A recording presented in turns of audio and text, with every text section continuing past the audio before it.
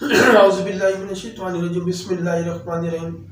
فقیر آصف قلندری قادری بخاری سلسلے سے آپ سے منتخب ہے۔ مزید سامعین کرام، میں آپ سے یہ عرض کرنا چاہوں گا کہ آج میرے ایک دوست نے میرے سے کہا کہ سرکار بغداد کی شان بیان کی جائے، ٹھیک ہے، آپ کے درجات کے بارے میں بتایا جائے۔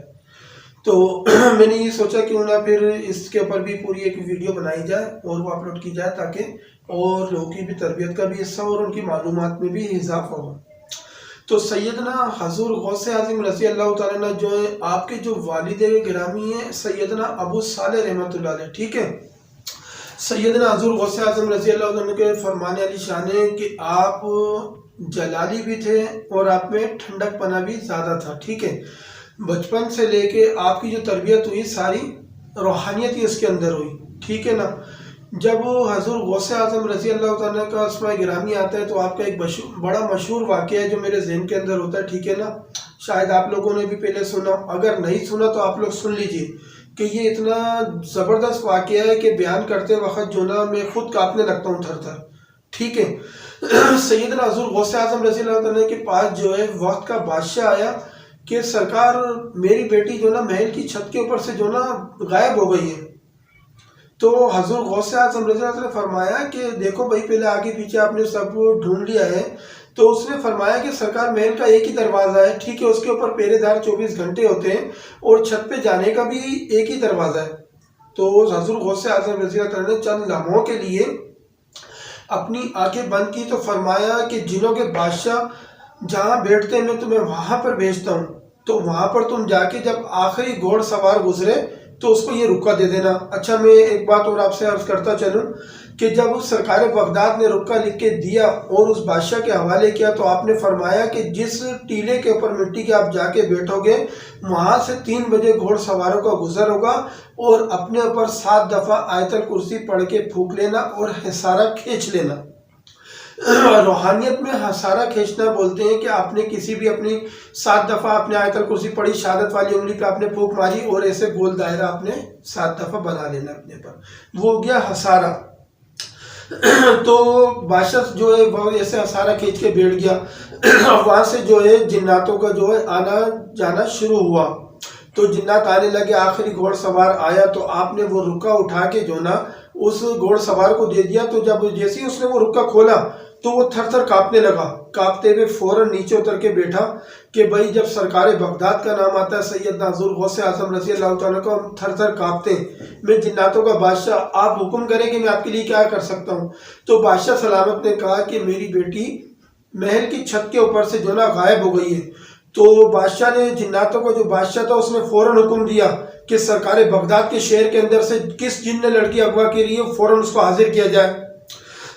تو بھائی انا فنا سارے جنات جو اس کام کے اندر لگ گئے تو ایک چینی جن کو حاضر کیا گیا۔ چینی جن جب حاضر ہوا تو اس سے پوچھا کہ بھائی تو نے سرکار بغداد کے شہر سے لڑکی تو نے کیوں اغوا کری؟ تو اس نے فرمایا کہ یہ محل کی چھت کے اوپر بال کھول کے جو ہے چہل قدمی کر رہی تھی اور میں اس پہ عاشق ہو گیا تو اس لیے میں نے اس کو اغوا کیا۔ تو جناتوں کو جو بادشاہ تھا اس نے فوراً اس جنات کے سر قلم کرنے کا حکم دیا اور بادشاہ کی بیٹی بادشاہ کے حوالے کری اور بادشاہ سے فرمایا کہ سرکار بغداد کی شان کے اندر جو ہے ہمارا سلام دینا، ٹھیک ہے، اور آپ کا جب نام آتا ہے تو ہم تھر تھر کانپنے لگتے ہیں، ہماری کیا حیثیت یا ہماری کیا اوقات۔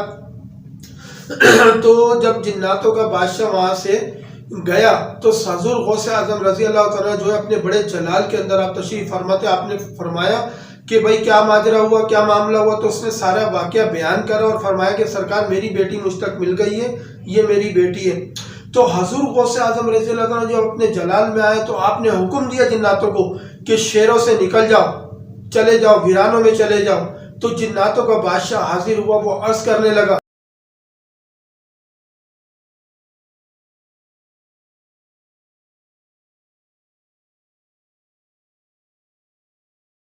کیوں اب تم سے یہ خطرہ لاحق ہو گیا ہے کہ تم انسانوں کو نقصان پہنچانے کے اندیشے پیدا ہو گئے، تو تم یہاں سے چلے جاؤ ورنہ تمہاری نسلیں ختم ہو جائیں گی۔ تو جناتوں کے بادشاہ نے جاتے جاتے آپ سے معافی طلب کری کہ سرکار آئندہ ایسا کوئی واقعہ نہیں ہوگا آپ کے شہر کے اندر، ٹھیک ہے نا۔ تو یہ قصہ بیان کرتے وقت میں بھی تھر تھر کانپنے لگتا ہوں، کیوں جب حضور غوث اعظم رضی اللہ عنہ کا اسماء گرامی آتا ہے تو میں آپ کا اسماء گرامی اس طریقے سے لیتا ہوں کہ سرکار بغداد، کیوں؟ میں اس قابل نہیں، ٹھیک ہے؟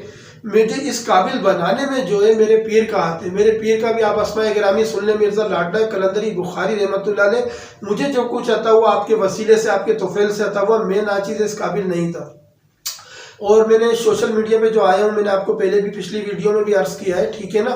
تو لوگوں کی تربیت کے لیے بھی آیا ہوں، تربیتی سلسلہ بھی ایک شروع کریں گے آگے چل کے، ٹھیک ہے؟ میں دیکھنا چاہتا ہوں کہ آپ لوگوں کا رسپانس کیا ہے، ٹھیک ہے؟ میرے پہ تہمتیں بھی لگیں گی، یہ بات آپ ذہن میں رکھیے گا، کیوں مجھ پہ تہمتیں لوگ لگائیں گے، لیکن مجھے اس کی کوئی پرواہ نہیں ہے۔ کوئی مجھے سنی کہے، کوئی مجھے کچھ کہے، ٹھیک ہے نا؟ لیکن الحمدللہ میں سب کے ساتھ کھڑا ہوا ملوں گا۔ میرے پاس جو نا سب کے کیس آتے ہیں، دیکھیں بھائی میرے پاس جو جب مریض آتا ہے تو میری سوچ یہ ہوتی ہے کہ یہ میری بہن ہے، یہ میری بیٹی ہے، یہ میری ماں ہے۔ جب کوئی بزرگ آتا ہے تو اس کے بارے میں میری یہی رائے ہوتی ہے، ٹھیک ہے؟ تو یہ تو ہو گیا ایک واقعہ میں نے آپ کو بیان کرنا تھا، تربیت کے معاملات بھی آگے چل کے میں آپ سے جو ہے بیان کرتا رہوں گا، ٹھیک ہے نا؟ اب اس کے اوپر مجھے آپ کا رسپانس دیکھنا ہے کہ، اور دوسری بات یہ عرض کروں گا کہ جو روحانیت میں آنا چاہتا ہے یا مجھ سے ملنا چاہتا ہے تو وہ ملنے کا بھی میں اس کو ٹائم بتا دوں گا، لیکن سچے مخلص طریقے سے آگے سے ملے، جس میں روحانیت کے اندر داخل ہونا ہے۔ روحانیت اتنی آسان نہیں ہے بھیا۔ آج لوگ سمجھتے ہیں کہ مجھے فلانے پیر نے جو ہے میرے پہ ہاتھ رکھ دیا، میں چلا کش ہو گیا، ٹھیک ہے، لیکن لوگوں کے کام پھر بھی نہیں ہو رہے، تو ایسا بالکل نہیں ہے میرے بھائی۔ میں آپ کو سمجھانے کا مقصد یہی ہے کہ اگر روحانیت میں آپ نے داخل ہونا ہے تو اپنے قلب کے اندر صرف آپ نے ایک ہی مقصد رکھنا ہے کہ عبادت رب کے لیے اور مخلوق خدا کی خدمت کے لیے، ٹھیک ہے؟ اگر آپ کے دل میں لالچ نہیں ہوا، میں نے تلاش کرا کہ آپ کے دل میں کوئی لالچ نہیں ہے اور مخلوق خدا کی آپ خدمت کرنا چاہتے ہیں نیک نیتی کے ساتھ، تو میں آپ کو وظائف بھی دوں گا اور پیچھے میں آپ کے ہاتھ بھی رکھوں گا، ٹھیک ہے؟ اگر میرے سے بولنے میں کوئی غلطی خطا ہو گئی ہو یا کسی کو میری بات بری لگی ہو تو میں معذرت چاہتا ہوں۔ میری طرف سے السلام علیکم۔